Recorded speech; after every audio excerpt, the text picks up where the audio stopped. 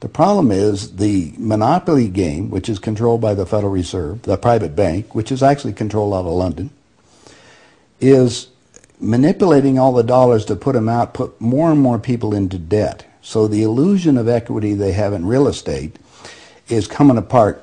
The players that are analyzing everything are expecting massive foreclosures next year and the beginning of what we call the recession it's going to be worse than 29. Take your house that you're living in. You think you own it. You don't. Right. You have contractual right to transfer the airspace, subject to you paying taxes to the state. Right. Or the Global 2000 discussions that we had. The real problem that they have, as Kissinger says, is there are just too many people on the planet. And 40% of the world, 2 billion of us, exist on less than $2 a day.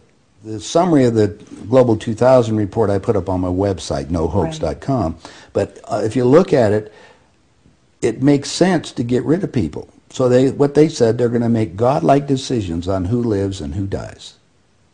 Now, obviously, some of the meetings we sat on, we were planning on using neutron bombs on the major cities, because that contains most of what they call... You actually heard this? I sat in on the meetings. I was in the game big time. In fact, I was making such a mess, they decided rather than kill me, which they could, they just invited me into the inner group and asked me to be the finance chairman. And at that point, I probably would have been in, Secretary of the Treasury or something, whatever they wanted to do with me. What I was doing prior to that, so, making it right, I would volunteer to become a president of a company, and I'd go in and liquidate it. And we get rid of the expendable containers. That was my job. Expendable containers meaning human beings? That's right. Yeah, it's amazing. That's well, really that was inside terminology. vernacular, wasn't it? Yeah. Oh, well, that's what we used at that time. I mean, it went from there to useless eaters today, so you're happy with it, you're a human resource. So, which, all you are is part of the commodity, even in the business sense. You look at it, you have a cost. Labor, what is labor? Human resource. When you're going to put together some kind of product. Well, the inside of the game, when we started to use neutron bombs, today they figure that biologicals are much cheaper. They're still planning on, the plan is to get a war started in the Middle East. And they're still planning on using a neutron bomb, or one of the bombs that they've got developed on Israel. And that's to begin World War III, which is all in the cards. And it's going to happen. They even put a monument up for this whole program. It's called the Georgia Guidestones.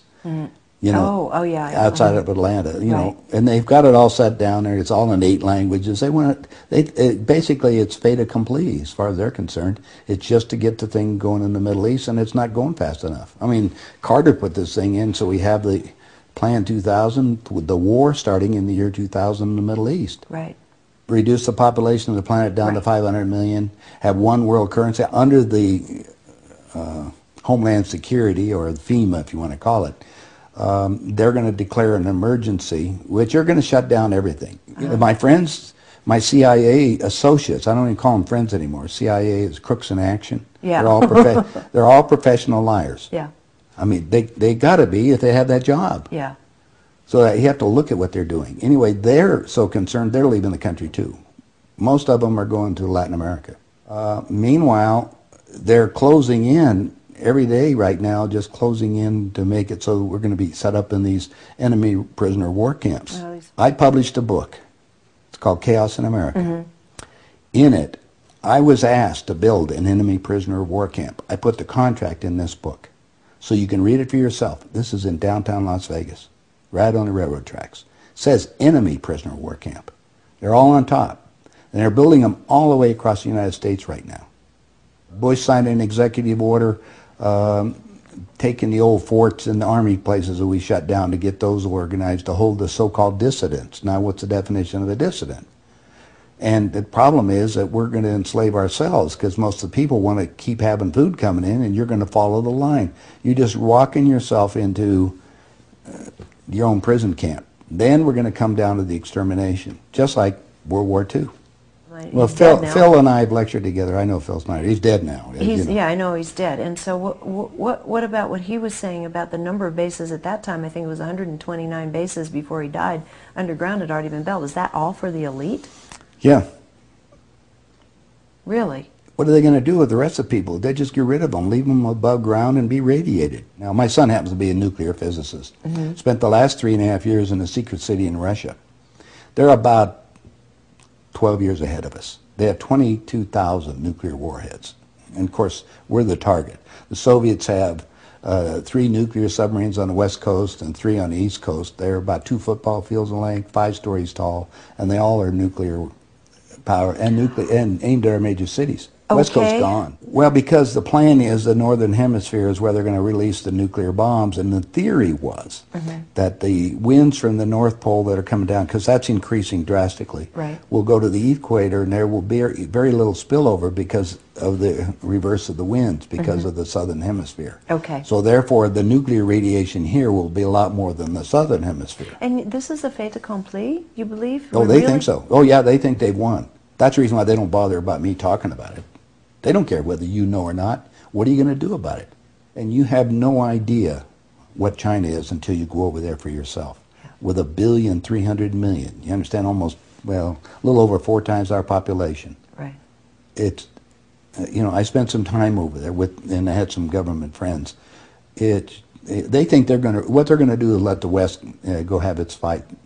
And then they want to clean up. They say it's been 5,000 years. We want to run the world when they get through. And what they're doing? Acquiring all the assets. They figure that Canada and the United States, the property there will, the food growing areas will be enough to take care of their people. And that's what they're looking at. Why are they? I mean, they bought So oil the U.S. will become a resource. Yeah. whatever's left of it. Whatever's left of it, yeah. You seem to be in a unique position to be able to put a fair amount of this together, which is quite interesting. Well, I walk my talk. I played the game. You played the game. You know one level of it. And I know. I used, like I say, I used to play around with the world leaders, so I know what they're planning on doing. What change of heart? What happened in you that made you decide to share this information that happens at the inside levels? Well, it come back to a moral situation that happened to me, I think. When I flew to Aspen. I brought my 2 daughters up there so they could go skiing. And when I was invited to this meeting. When I walked into the room, the world leaders were there. That's when they asked me to be the finance chairman. As they said, we'd like you to be the finance chairman for the next president of the United States. And the first thing I asked is, why me? And they said, well, we owe you a favor. Remember I told you I volunteered to be president of the companies as I went down. And then you'd liquidate, yeah. I didn't charge them anything for it. It was just a game. I see. And anyway, that's what they said. So I thought you'd be good on the team, yeah. Yeah, I'd be a team player. I just did it because it was, another one of these things. So next thing I asked them, I said, well, wait a minute, I just started this $100 million project. And they said, don't worry about it, we'll put it on ice. And I said, okay, who with? And I said, well, you can do that. Then I said the next thing was, who is going to be the next president? Now, this is 2 years before he became president. Right. And they said Jimmy Carter, and I said, Jimmy who? And they said, well, he's the Democratic governor of Georgia. And I said, I've been voting Republican. And Paul Volcker said, son, don't worry about it, we control them both. Yeah. And I said, well, I got the next question is, what does a finance chairman do? Yeah. I haven't been doing that. I've been playing all this other stuff. They said, will you sit down with Ted? And so I sat over with Ted Kennedy. He's sitting right next to me. And Ted and I are, he's just joking. He says, George, you're going to love this job. You're really good with money. We're going to send you out to all the state Democratic functions to raise money for the National Democratic Party. And he said, you're going to meet some real foxy ladies. And just then, my daughter walked in. Ted looked at her and he says, wow, I want to go to bed with that. I says, no, you don't, Ted. That's my daughter, and she's 14. And his response to me was, I don't care. I was livid. I really didn't know what to do. So it was that moment Well, of that wait a minute. personal insult. That was part of it. Yeah. I got up and I walked across the room. Yeah. I then talked to Pierre Trudeau and his wife, who was the Prime Minister of Canada at that time. And I'm sitting in front of them was a little half cigar box full of white powder. And then I'm looking around the rest of the room. I said, my God, something hit me at that point. If the world leaders have to resort to this, I don't think I want to be part of this thing. I mean, even to the Pretty dark. even to the pollution and getting everything else they're talking about, getting rid of all the other people. I mean, I was raised in a packing house and slaughtering animals, and you get to the point where people are just animals at that level. And then I found out a little bit more about the details of the Plan 2000, of the annihilation of the entire planet. I said, I got to stop these people. There's something there. I mean, it's just, they got to be stopped.